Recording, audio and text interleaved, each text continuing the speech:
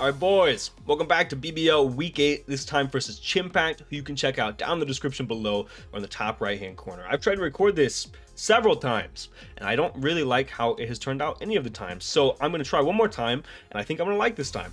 I want to apologize in advance. My microphone is not working properly for some reason. The thing that makes it noise canceling in video broadcast, for some reason, is working for everything except the microphone. So if there's any movement in my background, like my dog or my girlfriend, you are going to hear, and I apologize in advance. This week is a huge week, boys, because last week was a break week. Hope you had a happy holidays. This week is week 8. I'm playing on Friday. So first of all, I don't even know when you guys or if you guys are going to see this team builder, but recording it helps me regardless. I'll probably upload it late, if anything else. But second of all, if we win, we clinch because our differential is so high. I'm from the future, maybe I shouldn't say that, but it's just, I mean, that's not really spoiling anything necessarily. The way the standings shake out, if we win, we clinch. We have to win one of our next 2 games because we have crazy differential and we make playoffs, which is awesome. So we are looking to get that win here, and if we win here, boys, I will bring Grotto next week. I promise. We're not bringing Grotto this week, but if we clinch this week, we will bring Grotto. I assure you. That being said, like I said, I am recording this 20 minutes before I'm scheduled to play my game. So we're going to go ahead and jump in here and talk about Chimp's team, my team, what we're bringing, and why we're bringing it. So our team, you know our team, Chimp's team, he has Zekrom, Terra Tornadus, Terrapagos, Tinkaton, Lando, Sinasha, Overquill, Ogerpon, Hearthflame, and Keldeo. The first thing that I noticed when I look at this matchup, I'm going to be honest with you guys, I'm going to lay it all out there fairly quickly, but I'm going to lay it all out there because Chimp cannot make playoffs. We have no chance of playing him again. Kyurem-Black. Kyurem-Black, and I only thought of one set ever. Dragon Dance, Fusion Bolt, and Icicle Spear. We pretty much always get a DD off on a lot of different guys, the Tornadus, the Terrapagos, even the Ogerpon if he doesn't have Play Rough, or even if he is Play Rough, we can tank a Play Rough. A Choice Locked Keldeo, like there's so many Pokemon that we are able to get a DD off on. The in-game at +1 is very wide open. +1 Fusion Bolt to a Tinkaton does like 80% if he's not Fizz Def, 65 if he is, something around that range. And this was pretty much the only set that I ever thought of. I think it's the best Pokemon in the matchup on either side, and I think the only room for what's the word there? Variance. The only room for variance there is the last slot as far as a move goes in the item slot. There are 3 main items I considered. We're talking about Misty Seed, we're talking about Boots, and we're talking about Loaded Dice. Those are the 3 items that were really heavily considered here. And I'll talk about which one I ultimately decided on in a little bit, and then that last move slot switched up a lot. We had Icy Wind to put us in a potential to actually be able to beat the Zekrom in a one-on-one the following turn, something like that. Like the last slot's very unusable. We have Sub to protect us from a Tinkaton Giga Hammer and also from a Thunder Wave the following turn. We have a that was it. Blizzard O-Code something. Blizzard O-Code Zekrom or something. I don't know, something goofy. The last slot's really not important. Scale Shot we had for a little bit as well. This is the best Pokemon in the matchup in my opinion. The second best Pokemon that we have on our side is going to be Big Shoulder Day, Big Terra Boulder. There were 2 main types that were considered here. There was a lead Terra Ground set that matched up very well into everything offensively. We were Terra Ground to break through a Shuka Tinkaton, and generally speaking, Ground does very good defensively into his team, which is great because we have 2 Grounds already.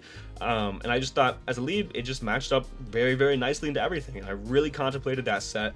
And the other set that I contemplated was going to be Booster Speed with Terra Water. Terra Water is a defensive type, and then we had Mighty Cleave, Swords Dance, Earthquake, and Zen Headbutt that covers pretty much everything. The only thing it does not OHKO at +2 is the Terrapagos if it has the Shell, the Sinasha, which I do not think is going to come, and a Terra Ground Tornadus, which it does come very close to KOing. I think it's like a roll heavily in his favor, but if we have any chip on him, we KO him if he's max HP. So that being said, both of these sets have a lot of merit. The in-game water Boulder is very prominent, but also the lead Boulder is probably our best lead in the game. So it really just depends on how I want to match up into what he brings and how I want to navigate the matchup overall. Past that, the only other Pokemon that I think had to come here was going to be Gholdengo. There are a few variants of Gholdengo that can help us beat the Terrapagos, namely the 2 that I really had in mind were Thunder Wave Recover dual stabs and Trick Scarf dual stabs. I think both of those sets do well for different reasons. We can cripple the Terrapagos in different ways with both of those sets, and both of them help with other Pokemon in different ways as well. Like the Scarf can help us outspeed the Torn, Lando, Keldeo, Ogerpon, and get some big damage on those. The Thunder Wave can help us cripple those Pokemon and make it easier for the rest of our team to do big damage to them. So I think both of those sets definitely had merit. And then, of course, the last Pokemon that I was pretty much always coming here was going to be Ho-Oh. And I'm not going to lie to you guys, it's Scarf. It's always going to be Scarf in this matchup. He doesn't really have great resist to our dual stabs. Specifically flying, he has no real great resist for, except for the Zekrom, which we do have adequate pivots into, which sounds crazy, I know, but we do. So flying is very spammable. Even then, fire is very spammable. His things that switch into fire besides Keldeo do not want to get burned, and Keldeo does not want to switch in hard on us unless he knows that we're choice locked, which he won't immediately. So our dual stabs in general do great. Earthquake also hits the Tinkaton as well as the Zekrom, so it's also a good lock. I'm not gonna lie, it's Scarf, and it's a very good bring in this matchup in my opinion. It's one of the most logical Scarfs that we have brought on Ho-Oh, and I know we've brought a lot. Past that, there were 4 Pokemon that were considered, and the 4 usual suspects, it wasn't a Self and it wasn't Grotto. Grimmstar makes a lot of sense for a hyper offensive build like what we potentially have, and what we were really looking at this week. He just felt like a little bit of dead weight was the only problem, and Grimmstar himself is not great in this matchup, so it's like I could be dual screens parting shot last move. But we always bet out the Tinkaton, and Tinkaton's really hard for us to deal with. I did play around with the idea of having Temper Flare, or what's it called? Is it Temper Flare? Burning Jealousy? One of the two. I played around with having one of those two. I think it was Temper Flare because it's Fizz Def, whichever the physical one is. I played around with having that to do damage to Tinkaton to get into range of the in-game with Kyurem-Black. But ultimately, I felt like we always just lost a lot of momentum when we got the screens up, and they weren't as valuable as I thought they would be. It's hard to explain right now because I can't like physically show you guys, but it felt like there was a better slot here, I guess is what I'm trying to say. Toadscroll was considered speed tier, spikes are great, rapid spin. You guys know the vibes with Big Bloopster here. Weezing was a really cool consideration this week because of every week to have Misty Terrain, it's this week. It makes it to where Zekrom's Dragon moves do half damage, and we have very good pivots into his electric moves. On top of that, it makes it to where our setup sweepers cannot get paralyzed from the Tinkaton Thunder Wave, from the Terrapagos Toxic. Like, it's very nice in that sense. And if there's any week to bring Misty Terrain Weezing, it's right here. And then Swampert was also heavily considered. It's just a good Zekrom check in general. Physically defensive Swampert does a good job of taking care of that Zekrom.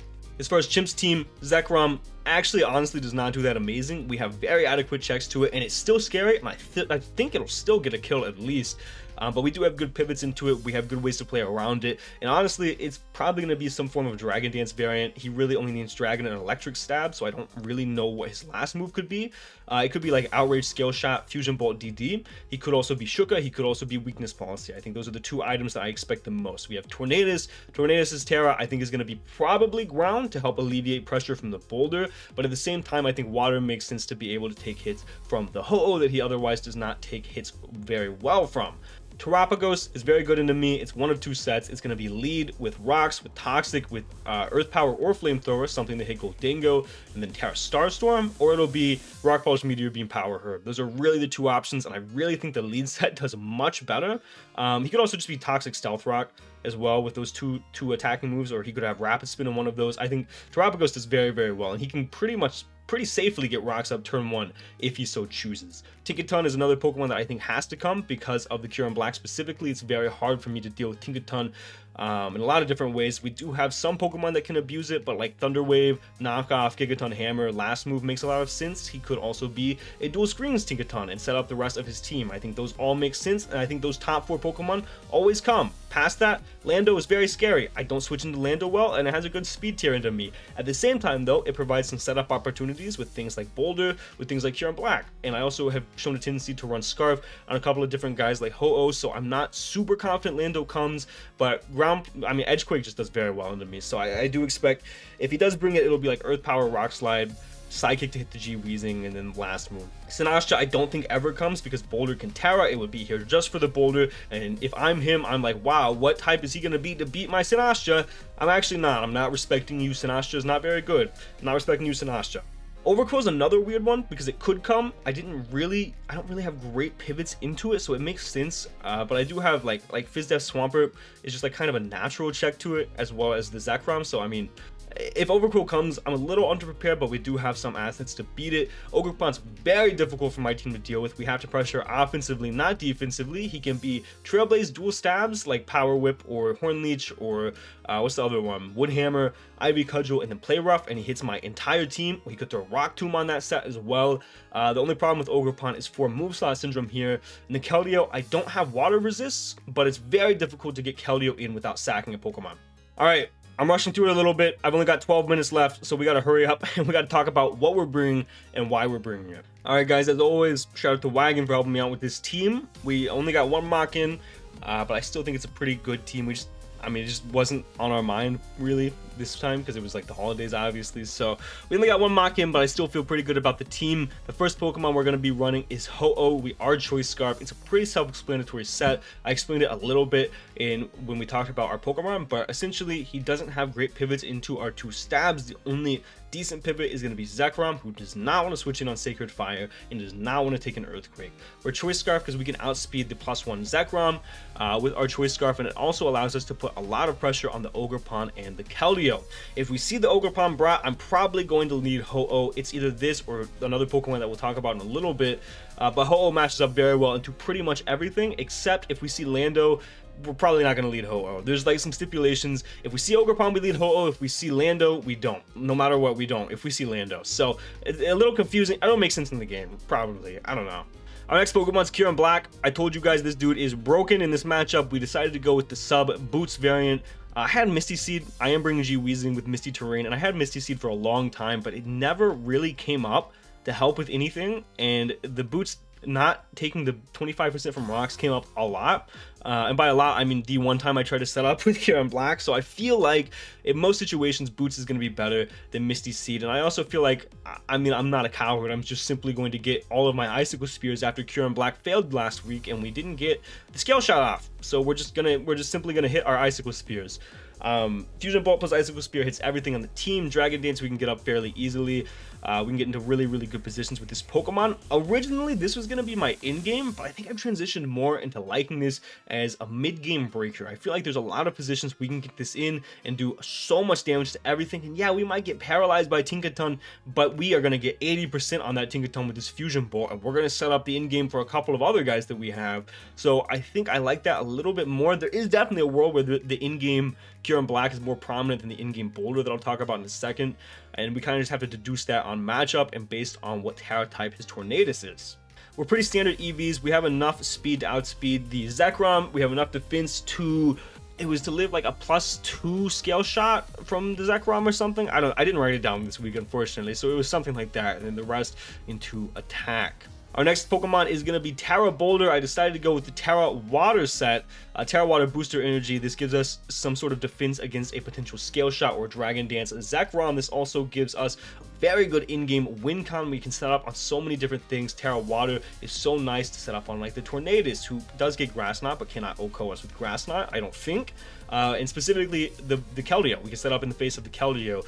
Mighty Cleave, Earthquake, and Zen Headbutt hits everything for big damage. The only thing that scares me is if he's Terra Ground Torn, we really want Terra Blast in that last slot instead of Zen Headbutt.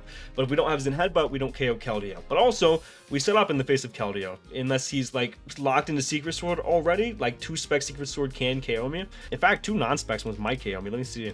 Yeah, 2 non-specs ones even KOs me, yeah. So we can't actually even set up in the base of Keldeo. So really, it came down to, do I think I can sustain damage better on the Torn or on the Keldeo?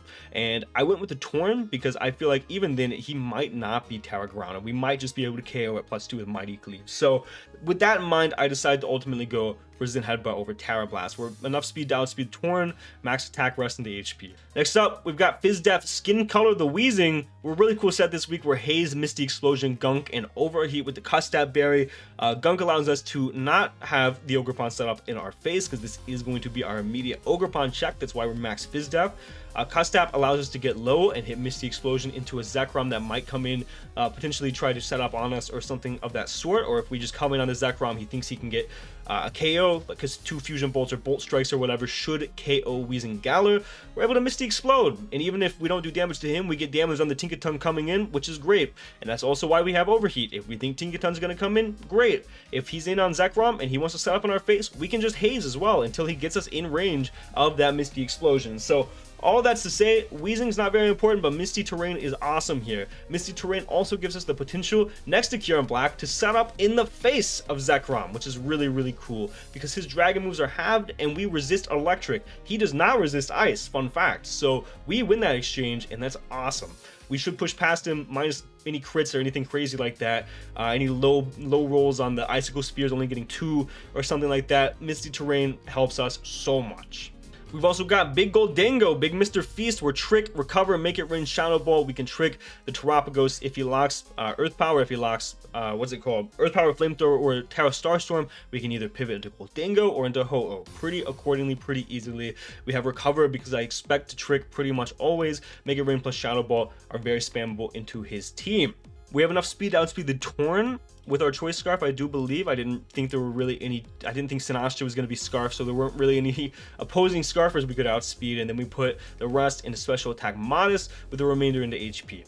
And then lastly, we had Grimmsnarl for a long time in theory and in the one mock that we did, but we ultimately switched to Swampert because this helps a lot versus the potential Zekrom in general. Even if Misty Terrain's not up, Fizz Def Swampert helps so much. Rocks help so much into the Ogerpon. We also have lead Rindo, which counters the Lando. If Lando is ever brought, we are going to lead Swampert, and we are going to try to catch it off guard with an Ice Beam because this should KO a non-Yachi Lando. And if he's Yachi, then fantastic. He's not Life Orb, and he's not doing as much damage as he should, which means in theory, Kyurem-Black should find an opportunity to set up on him, regardless of if he thinks he can pick up the knockout on us with Focus Blast or not. He really shouldn't be able to pick it up.